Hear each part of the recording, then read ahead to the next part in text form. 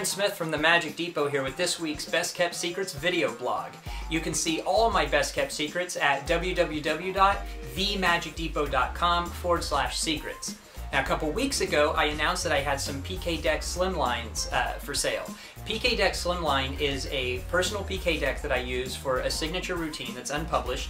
And last year, I wanted to have a spectator for a special event. I wanted them to choose the deck that I used. And so I made up 12 of those PK decks, and then one was selected. That's the one I used. There was 11 left over. Out of those 11, we have 3 left for sale. The rest went pretty quick. The slimline is a little bit different. It's extremely powerful, but the gimmick is quite small. So it's easy to hide within the deck. You can spread the deck, you can dribble it, you can cut, shuffle, whatever. It looks like a regular deck, but has a very, very powerful secret inside. Also on Best Kept Secrets, my interview with Jeff McBride was a big success. The interview, I did get some comments privately and on Facebook, and I heard that McBride did as well, that the questions were unique, that people liked the questions that I asked him. And that was good to hear because before I did the interview, I went out and read a lot of Jeff McBride interviews, recent ones, to see what kind of stuff he's being asked. And it's literally, he's been asked every question in the book. So I had to find something that he hadn't been asked, and I wanted to make them intriguing. I didn't want it to just be normal boilerplate interview. So check that out, and if you have some comments about the article, post them right there on the blog so that we can start a conversation together. Last week in the shop, we got some of Steve Shufton's Inexplicable. Looks like I have about a dozen left. This is a great trick. It's one of my favorite Shufton tricks to date, and over this last weekend, I had some family down, and so I had a chance to perform it. This is my Inexplicable. This is the envelope that you get, and this rubber band comes off. It's just to hold it together. But you take this envelope, it's an ungimmicked envelope, you lay it down on the table, and you hand the deck to a spectator, and they start dealing the cards face up. And whenever they want, they stop. And that card that they stop on matches the card in this envelope. In February of this year, we released one of my favorite tricks, the Old World Siberian Chain Escape. I'm very proud of those chains. I put a lot of blood, time, sweat, tears into each one of them. And now I've released the Ankle Chain Quick Connect. When you're locked with the Siberian Chain Escape, which is based on the Siberian prison transport restraints, they would use those to transport prisoners from place to place. So you'd be bound by the wrists, and then they would have a chain that all of the prisoners would be linked together with, and then that would be like dragged behind a horse or something, and you'd go through all these canyons, and just what you're picturing in your mind.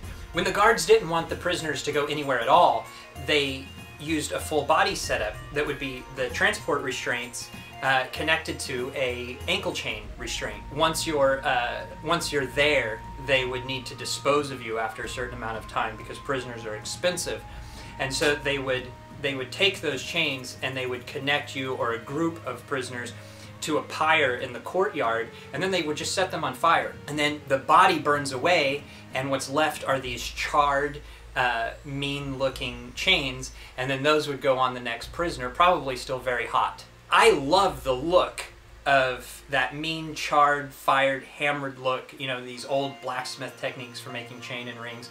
And so I emulate that in the chains. When you're on stage, you want something that looks authentic. A normal chain that has welded rings, if you drop it, might pop open because they're a spring ring. My rings are bent into place to where there is no spring pressure on them. I weld them with 60,000 PSI welds. So literally that glue, that weld, is stronger than the whole chain. The chain is an 850-pound test, but when you take a Siberian chain escape, an Old World Siberian chain escape, and an Old World ankle chain quick connect, and you put them together, you could use it to tow a truck if you had to. I mean, they are that strong. I wanted people to be able to take those chains, they come out of a velvet bag, which is all soft and decorative, and then you can toss them down on the ground to show that they're real. This chain hitting the concrete or hitting the stage, it makes this loud bang sound, and you know that that's a real chain.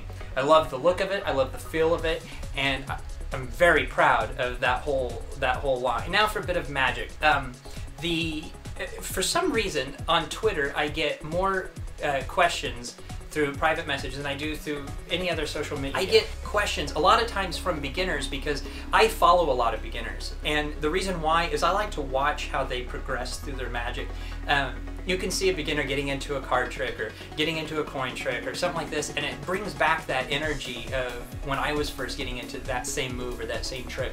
And so I like to watch it, and also just to see the difference in the generation gap between how one person learns and another. It opens my eyes to that as well. I get, you know, a couple of random questions, but then repeatedly I get the question, what is my favorite card control?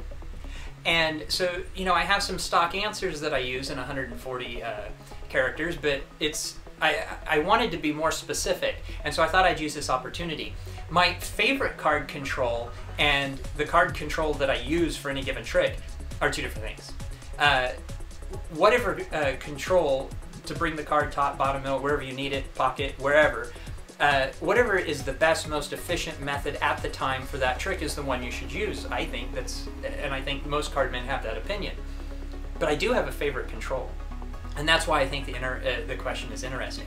I've been using it now for about 15-20 years, but I do have a favorite control, and it was because I've been a restaurant magician my whole life. And when you work restaurants, you find that sometimes you need to have a card selected from another table or from like the end of a long table. And so you can't just reach over the food and have a card selected. You have to you have to have a method for that. And if you need to do something with that card afterwards, then it's even more important how the card's selected. And so typically when I have a card taken from the deck from someone who's just right next to me, I just thumb through the cards like this. And if I need to force a card, I can do that as well. All in the same, you know, it looks the same. This card was a free selection, this one was a force, and it all looks copacetic. If I need someone in the back to take a card, what I'll do is that exact same thumb motion, but I'll have the spectator tell me when to stop. When they say stop, I can show the card to everyone in the group. Everybody at that table, and then the adjacent tables as well. So everybody gets to see the card, and I'll tell them to remember their card.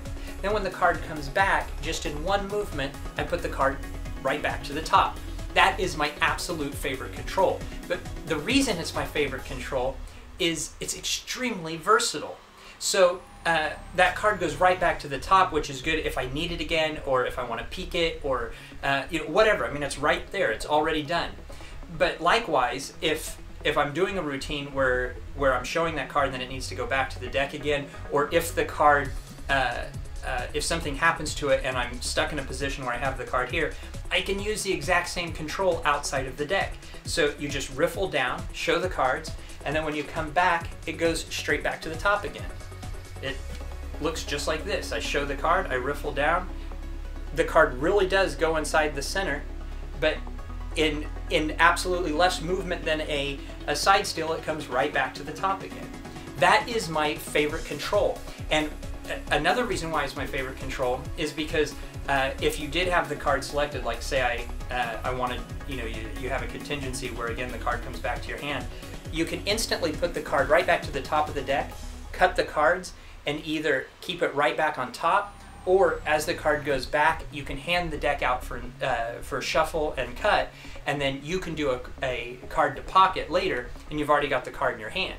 It's that simple of a move, and so I've always loved it. I don't know why, but that is my favorite card control. I do use it a lot. I don't always use it, but that is my absolute favorite control. And that's it for this week's Best Kept Secrets video blog. You can see all my best kept secrets at www.themagicdepot.com/secrets. Enjoy, and thank you. I'll see you next week. I'm Aaron Smith.